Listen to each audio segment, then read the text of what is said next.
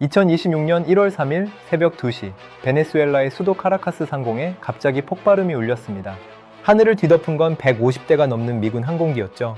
폭격기, 전투기, 수송 헬기가 동시에 도시를 덮쳤습니다. 불과 몇 분 만에 베네수엘라 전역의 방공망이 무력화됐고 카라카스는 암흑에 잠겼습니다. 2시간 뒤 베네수엘라의 대통령 니콜라스 마두로는 잠옷 차림에 수갑이 채워진 채 뉴욕행 헬기에 실렸습니다. 그날 밤 사망자는 최소 75명, 베네수엘라 군인 24명, 민간인 다수, 그리고 쿠바 정보요원 32명이 목숨을 잃었습니다. 미군 사망자는 단 한 명도 없었죠. 한 나라의 대통령이 끌려가는 데 걸린 시간, 고작 2시간 남짓이었습니다. 여기서 이상한 점을 눈치채셨나요? 왜 베네수엘라 대통령 경회 쿠바 요원들이 있었을까요? 그리고 왜 그들의 죽음이 전 세계 정보기관에 충격을 줬을까요? 이 32명은 그냥 경호원이 아니었습니다. 60년간 CIA를 농락해온 쿠바 정보국, 코드명 DI의 핵심 요원들이었어요. 미국 국방부 한복판에 16년간 스파이를 심어뒀고 미국이 군사작전을 벌이기 전에 항상 먼저 알아챘던 조직입니다. 미국 정보기관 내부에서조차 규모 대비 세계 최고라고 인정했던 전설의 조직이죠. 그 불패 신화가 단 2시간 만에 무너졌습니다. 미군 사망자는 단 한 명도 없이요. 대체 그날 밤 무슨 일이 있었던 걸까요? 이 이야기를 이해하려면 먼저 쿠바 정보국이 어떤 조직인지 알아야 합니다. 정식 명칭은 DI, 스페인어로 디렉시온 데 인텔리헨시아.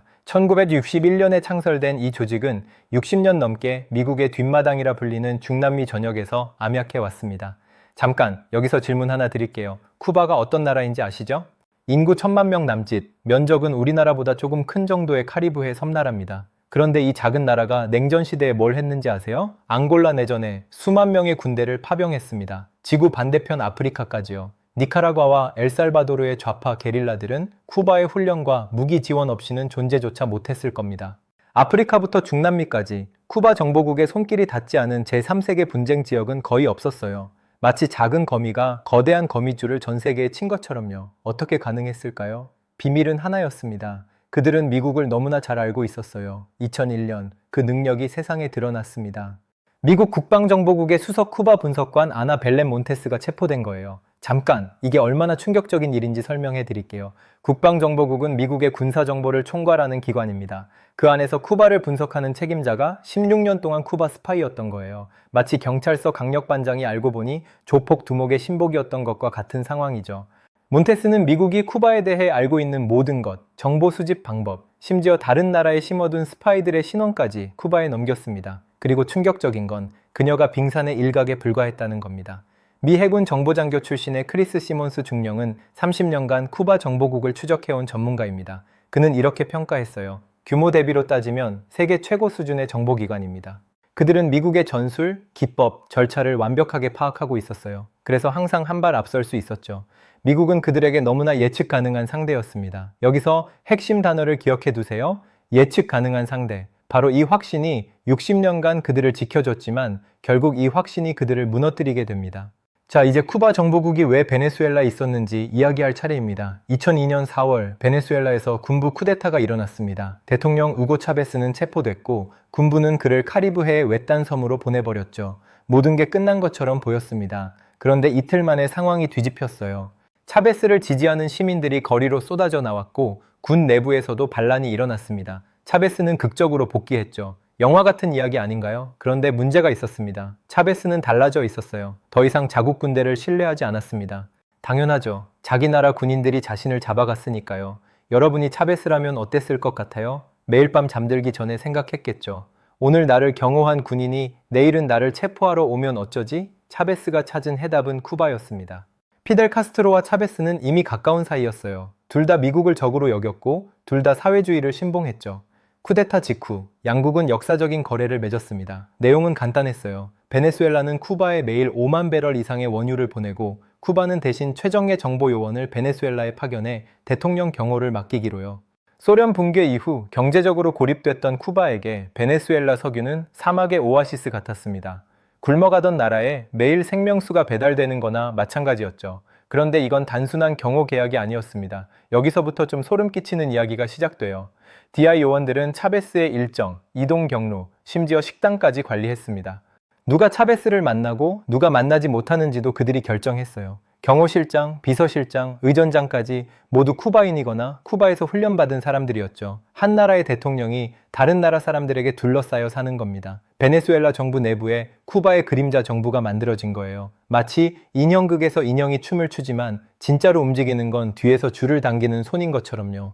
2013년 차베스가 암으로 사망한 뒤에도 이 시스템은 계속됐습니다.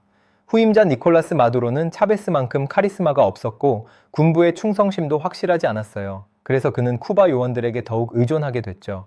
20년 넘게 이어진 이 관계 속에서 디아이는 마두로의 모든 것을 알고 있었습니다.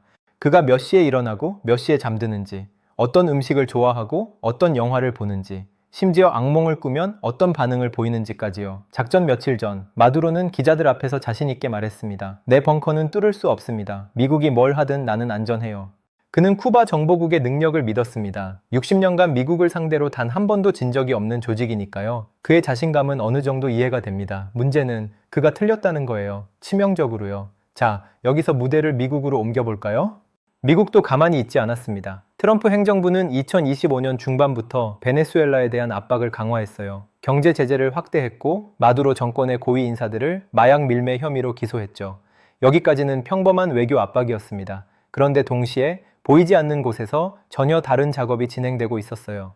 CIA는 수개월에 걸쳐 베네수엘라 정부 내부에 정보원을 심었습니다. 쿠바 요원들의 눈을 피해서요. 쉬운 일이 아니었을 겁니다. 20년간 쿠바가 구축한 감시망을 뚫어야 했으니까요. 마두로의 생활 패턴, 안전 가옥의 위치, 경호원들의 교대 시간까지 하나하나 파악했죠. 그런데 여기서 소름 끼치는 디테일이 하나 있어요. CIA는 마두로가 키우는 반려견의 이름까지 알고 있었다고 합니다. 왜 개 이름이 중요하냐고요? 그 개가 짖으면 경호원들이 어떻게 반응하는지, 마두로가 개를 데리고 산책하는 시간은 언제인지 그런 것들을 파악하기 위해서였죠. 정보전의 세계에서는 이런 사소한 디테일이 작전의 성패를 가릅니다. 2025년 12월 미국은 카리브해에 대규모 전력을 배치하기 시작했습니다. 항공모함 해리 트루먼호가 이동했고 구축함과 수송선이 속속 집결했죠. 전 세계 언론이 주목했습니다. 미국이 베네수엘라를 공격하려는 걸까? 그런데 디아이는 크게 긴장하지 않았어요. 왜 그랬을까요? 그들은 이런 상황을 수십 번 봐왔거든요. 미국은 늘 이랬습니다. 군함을 보내고 위협하고 제재를 강화하고. 하지만 실제로 중남미에서 행동에 옮긴 적은 거의 없었어요. 1961년 피그만 침공 실패 이후로는요. 60년이 넘도록 말이죠. 시몬스 중령은 이렇게 분석했습니다. 쿠바 정보국의 치명적인 실수는 트럼프를 과소평가한 것입니다. 그들은 미국의 전술과 절차를 알고 있었지만 트럼프는 그 절차를 따르지 않는 사람이에요. 예측 불가능함 자체가 그의 전략이었죠. 여기서 아까 제가 기억해두라고 했던 단어 생각나시나요? 예측 가능한 상대. D에게 미국은 60년간 예측 가능한 상대였습니다. 그런데 트럼프는 예측 불가능했어요. 체스 게임에서 상대의 모든 수를 읽을 수 있다고 자신했는데 갑자기 상대가 체스판을 뒤엎고 주먹으로 내려친 격이었죠. 그리고 카리브해 어딘가에는 DI조차 감지하지 못한 존재가 숨어 있었습니다. 여기서 이 작전의 진짜 주인공이 등장합니다. 델타포스. 이름 들어보셨나요? 미 육군이 보유한 가장 비밀스러운 부대입니다. 정식 명칭은 제1특수작전부대 델타. 그런데 이 부대에 대해 재미있는 사실이 하나 있어요. 미국 국방부는 공식적으로 이 부대의 존재를 인정한 적이 없습니다. 존재하지 않는 부대가 작전을 수행하는 거죠. 유령 같은 존재라고 할까요? 이들의 특기는 전투력이 아닙니다. 물론 전투력도 세계 최고 수준이지만 진짜 특기는 따로 있어요. 존재를 들키지 않는 것이죠. 델타포스 대원들은 일반 군인처럼 보이지 않습니다.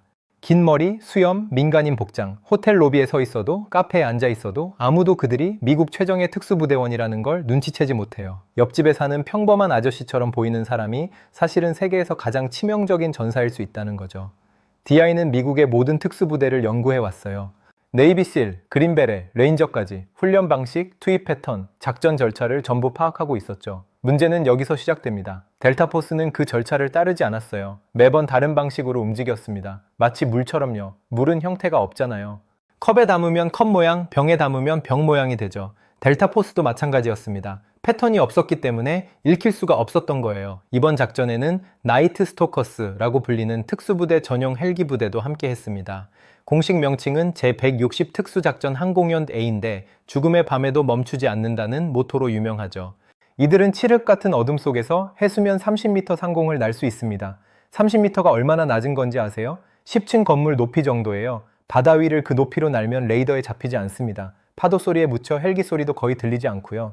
DI는 항공모함과 구축함만 주시하고 있었습니다. 눈에 보이는 것들만요. 위성으로 미군 함정의 위치를 추적하고 통신을 감청하면서 모든 게 통제되고 있다고 생각했어요. 하지만 진짜 위협은 레이더에도 위성에도 어떤 감시망에도 잡히지 않는 곳에서 다가오고 있었습니다. 2026년 1월 3일 금요일 미국 동부 시간 오후 10시 46분 도널드 트럼프 대통령이 플로리다 마라라고에서 작전 개시 명령을 내렸습니다. 옆에는 CIA 국장과 국무장관이 있었어요. 대형 스크린에는 카라카스의 위성 영상이 실시간으로 떠 있었죠. 그런데 여기서 놀라운 사실이 하나 있습니다. 트럼프는 의회에 통보하지 않았어요. 동맹국에도 알리지 않았습니다. 완벽한 기습이었죠. 작전명은 Absolute Resolve, 절대적 결의라는 뜻입니다. 작전은 사이버 공격으로 시작됐습니다. 미국 사이버 사령부가 먼저 움직였어요.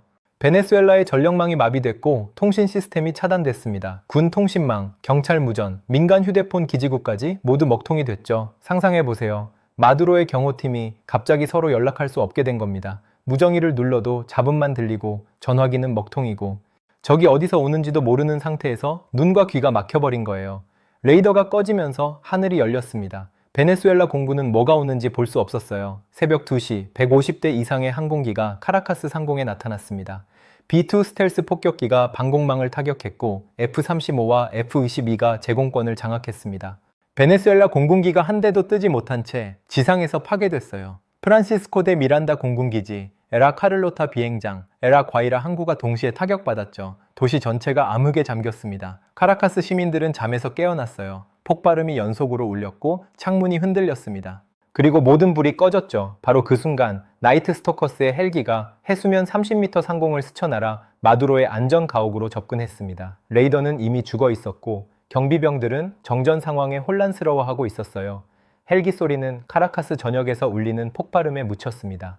새벽 2시 1분 델타포스 대원들이 건물에 진입했습니다. 47초 정문이 뚫리는 데 걸린 시간입니다. 강화 철문이었지만 소용없었죠. 쿠바 요원들은 즉각 대응했습니다. 그들도 훈련받은 전문가들이었으니까요. 하지만 이미 전력이 차단된 상황에서 조직적인 방어는 불가능했어요. 여기서 결정적인 차이가 벌어졌습니다. 야간 투시경을 쓴 델타포스 대원들에게 암흑은 유리했지만 DI 요원들에게는 치명적이었죠. 같은 어둠이 한쪽에는 방패가 되고 다른 쪽에는 칼이 된 겁니다. 20분 뒤 마두로는 확보됐습니다. 그는 침실에서 끌려 나왔어요. 잠옷 차림이었고 저항할 틈도 없었습니다. 며칠 전 내 벙커는 뚫을 수 없다고 자신있게 말했던 그 사람이요. 새벽 4시 20분 마두로와 그의 부인 실리아 플로레스는 헬기에 실려 베네수엘라 영공을 벗어났습니다. 목적지는 뉴욕.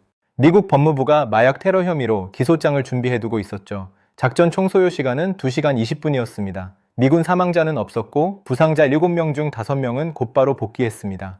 1월 5일 쿠바 정부가 침묵을 깼습니다. 국영 방송을 통해 32명의 사망자 명단을 공개한 거예요. 화면에는 군복을 입은 32명의 얼굴이 차례로 떠올랐습니다. 이 명단을 보면 DI가 얼마나 큰 타격을 입었는지 알 수 있어요. 목록 맨 위에는 움베르토 알폰소 로카 산체스 대령이 있었습니다. 67세, DI의 베테랑으로 40년 넘게 현장에서 활동한 인물이죠. 냉전 시대부터 미국을 상대해온 전설적인 요원이었어요. 그 옆에는 라사로 에반헬리오 로드리게스 대령, 62세. 두 대령은 마두로 경호의 핵심 책임자였습니다. 명단에는 중령, 소령, 대위, 중위도 있었습니다. 가장 어린 사망자는 26세의 중위였어요. 40년 경력의 베테랑부터 이제 막 커리어를 시작한 신참까지, 대령부터 중위까지 DI의 베네수엘라 핵심 인력이 단 하룻밤에 전멸한 겁니다. 쿠바 전역에 조기가 내걸렸습니다. 하바나의 혁명 광장에서는 대규모 추모식이 열렸죠. 하지만 슬픔보다 더 큰 건 충격이었어요. 60년간 한 번도 이렇게 무너진 적이 없었거든요. 피그만 침공도 막아냈고 CIA의 수십 차례 암살 시도도 피해갔는데 어떻게 불패 신화가 이렇게 허무하게 무너질 수 있었을까요? 그런데 마두로의 체포가 쿠바에 미치는 진짜 영향은 정보요원 32명의 죽음이 아닙니다. 더 큰 문제가 있어요. 뭘까요? 바로 석유입니다. 베네수엘라는 쿠바에 매일 약 3만 5천 배럴의 석유를 보내고 있었습니다. 이건 쿠바 총 석유 수입의 약 70%에 해당하는 양이에요.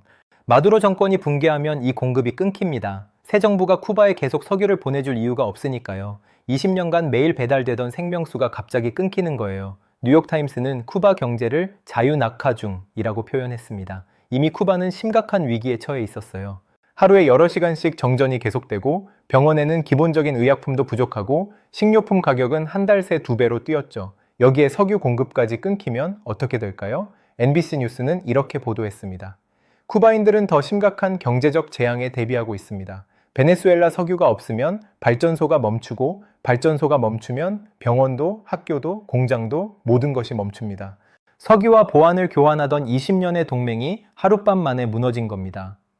트럼프 대통령은 작전 직후 기자회견에서 세 가지를 강조했습니다. 첫째, 마약 밀매 차단. 마두로 정권은 오랫동안 콜롬비아 마약 카르텔과 연결되어 있다는 의혹을 받아왔습니다. 미국 법무부는 2020년에 이미 마두로를 마약 테러리즘 혐의로 기소했었죠.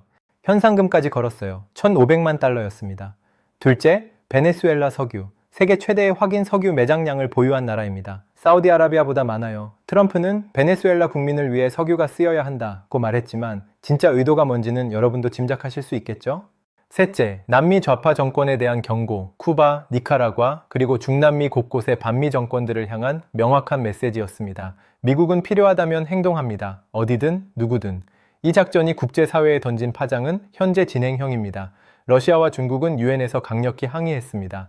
러시아 외무부는 국제법에 대한 명백한 위반이라고 비난했고 중국은 주권 침해를 규탄했죠. 그런데 흥미로운 건 두 나라 모두 군사적 대응을 언급하지는 않았다는 거예요. 왜일까요? 베네수엘라는 그들에게 전략적으로 중요하지만 우크라이나나 대만처럼 핵심적이지는 않기 때문입니다. 미국과 전쟁을 할 만큼 중요한 곳은 아니라는 거죠.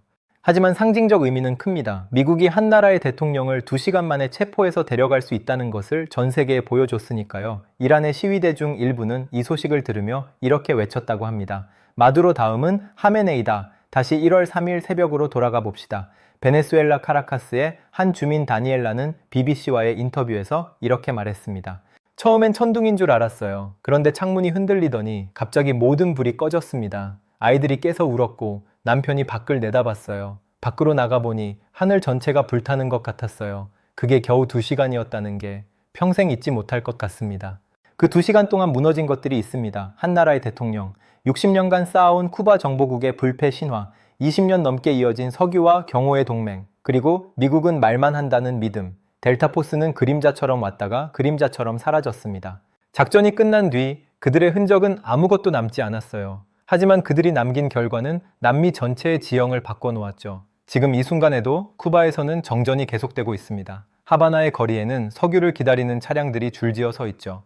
혁명광장에는 32명의 사진이 걸려 있지만 사람들의 시선은 다른 곳을 향하고 있습니다. 내일 불이 들어올지, 다음 달에 식량이 있을지, 이 정권이 버틸 수 있을지, 그게 더 급하니까요. 다음은 누구일까요? 쿠바 정보국은 60년간 미국을 예측해왔습니다. 미국의 전술, 기법, 절차를 완벽하게 파악하고 있다고 자부했죠. 그래서 항상 한 발 앞설 수 있었어요. 하지만 그날 밤 그들이 예측하지 못한 건 미국이 아니었습니다. 예측 불가능함 자체가 무기가 될 수 있다는 것, 그걸 예측하지 못한 겁니다.